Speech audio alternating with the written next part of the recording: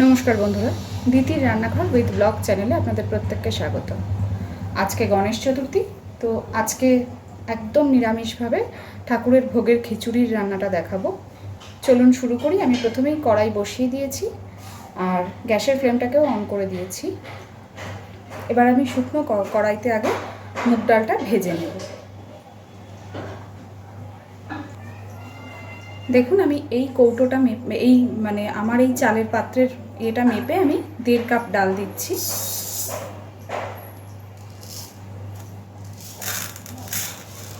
একই সম পরিমাণে আমি চালটাও 1.5 কাপই ব্যবহার করব। 1.5 কাপ মুগের ডাল আর 1.5 কাপ গোবিন্দভোগ চাল নিয়েছি।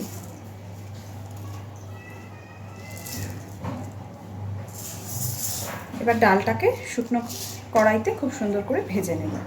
খুব বেশি লাল করে ভাজবো না ডালটা।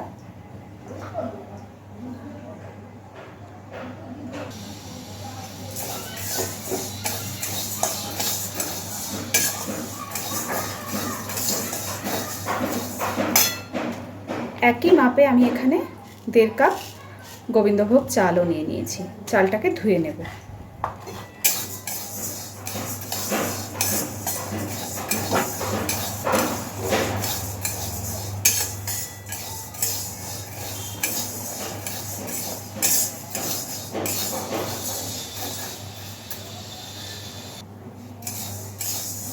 দেখুন, খুব সুন্দরভাবে আমাদের ডালটা ভাজা হয়ে গেছে। খুব বেশি ভাজবো না, হালকা করেই ভাজবো ডালটা।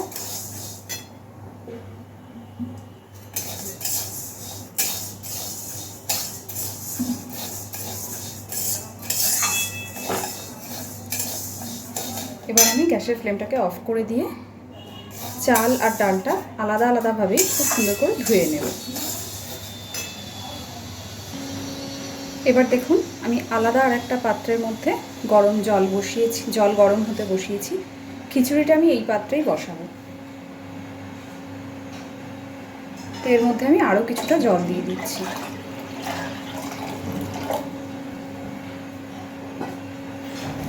এইবার জলটাকে খুব ভালোভাবে ফুটিয়ে নেব। খুব ভালোভাবে গরম হওয়া পর্যন্ত একটু অপেক্ষা করব।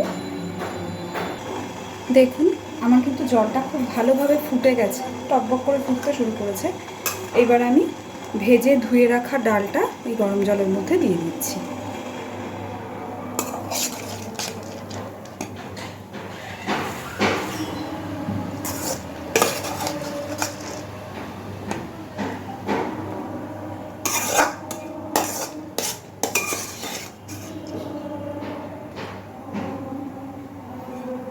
ডালটা দেওয়ার পরে বেশ খানিকক্ষণ ডালটাকে ফুটিয়ে নেব।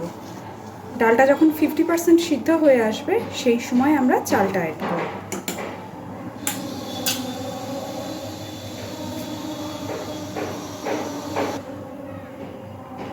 ওপরের থেকে এই সাদা ফেনাগুলো তুলে তুলে ফেলে দেব।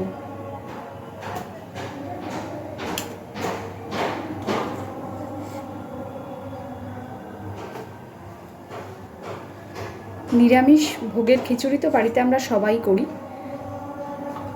এক একজন এক এক রকমভাবে করেন এই রান্নাটা। তো আমি কিভাবে করি সেটাই আজকে আপনাদের সাথে শেয়ার করছি।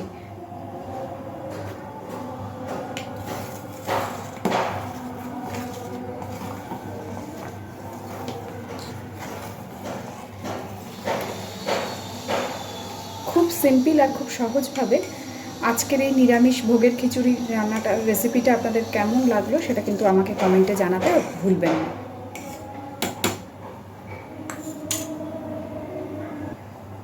দেখুন বন্ধুরা, খিচুড়িটা কিন্তু আমার অনেকটাই ডালটা সিদ্ধ হয়ে এসেছে। এই পর্যায়ে আমি ধুয়ে রাখা চালটাকেও এর মধ্যে মিশিয়ে দিচ্ছি।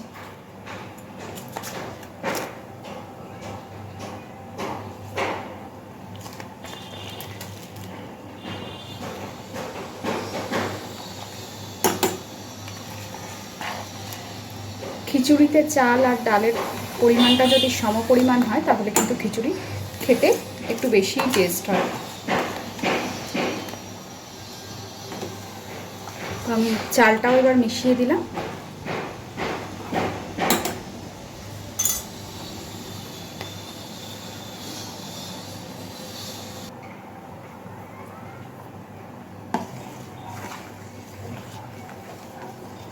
ভালোভাবে এবার চাল আর ডালটাকে ফুটিয়ে সিদ্ধ করে নিতে হবে। যদিও খিচুড়ি নিয়ে আমার বলার কিছু নেই, এটা সবারই জানা, কিন্তু তবুও এক একজনের রান্নার ধরন এক এক রকম, আর আমি সেটাই শেয়ার করছি যে আমি কিভাবে করি।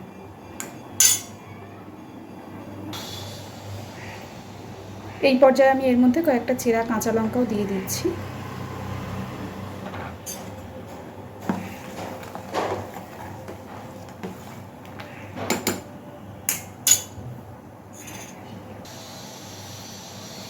এখানে আমি একটা বাটিতে জল নিয়ে তার মধ্যে নুন, হলুদ আর সামান্য একটু লঙ্কার গুঁড়ো খুব ভালো করে গুলিয়ে নিলাম।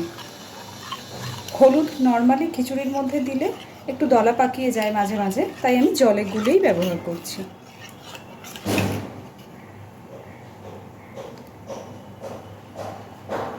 দিয়ে দিচ্ছি নুন, হলুদ আর লঙ্কার গুঁড়োর গোলাটা।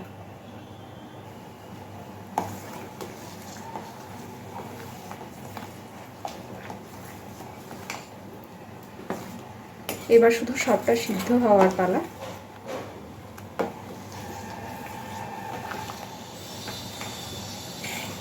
আমি আজকের খিচুড়িতে কোনো রকম কোনো সবজি ব্যবহার করছি না।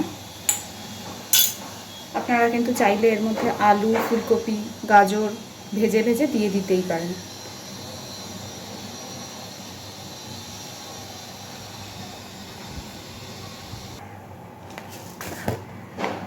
আমি সামান্য একটু মিষ্টিও দিচ্ছি, নিরামিষ খিচুড়ি তো অপশনাল, আপনারা চাইলে না দিতেই পারেন।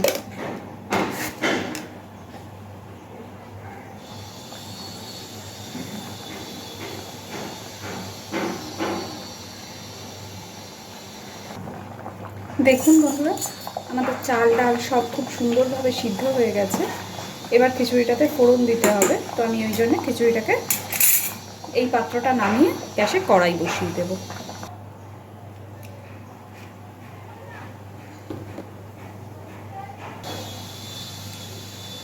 কড়াই বসিয়ে কড়াইটা গরম করে নিয়েছি। এবার এর মধ্যে দিয়ে দিচ্ছি সর্ষের তেল।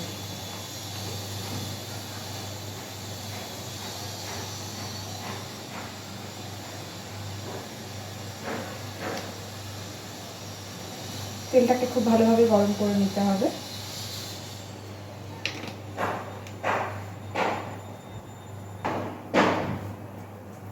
তেল খুব সুন্দর গরম হয়ে গেছে। এবার ফোড়নটাতে দিয়ে দিচ্ছি শুকনো লঙ্কা, তেজপাতা আর গোটা জিরে।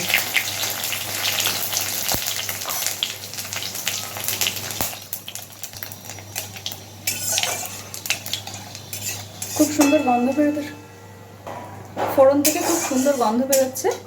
এইবার আবার গ্যাসে খিচুড়ির পাত্রটা বসিয়ে দেব।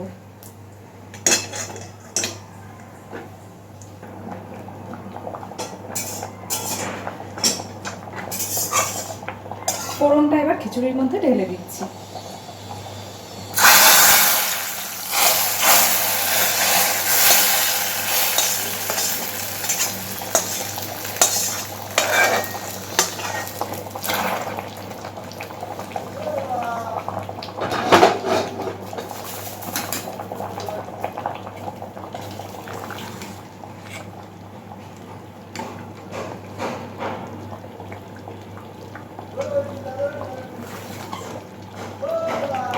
ফোড়নটাকে খিচুড়ির মধ্যে ঢেলে দেওয়ার পরে খুব ভালোভাবে আরেকটু ফুটিয়ে নিতে হবে।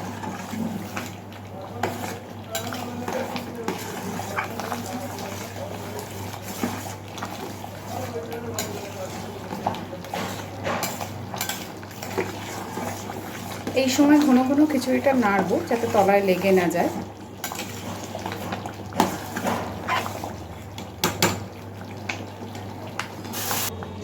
আমার কিন্তু খিচুড়ি একদম রেডি। আমি এবার গ্যাসের ফ্লেমটাকে অফ করে দিচ্ছি আর ওপর থেকে একটু ঘি দেব।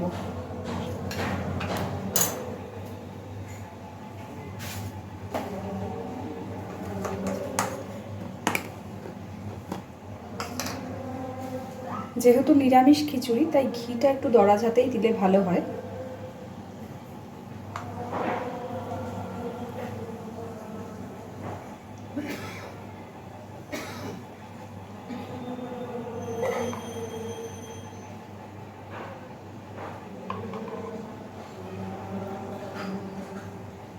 আপনারা আপনাদের পরিমাণ বুঝে ঘিটা দেবেন।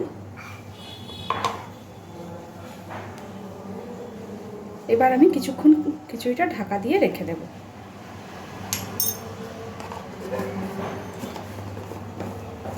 আমার আজকে ঠাকুরের ভোগের নিরামিষ খিচুড়ি কিন্তু একদম রেডি। তো আপনাদের আমার এই রান্নাটা কেমন লাগলো অবশ্যই আমাকে জানাবেন। আর যদি এই সহজভাবে নিরামিষ ভোগের খিচুড়ির রান্নাটা আপনাদের ভালো লেগে থাকে তাহলে অবশ্যই লাইক, শেয়ার এবং কমেন্ট করবেন আর আমার চ্যানেলটাকে সাবস্ক্রাইব করে আমার পাশে থাকবেন। ধন্যবাদ।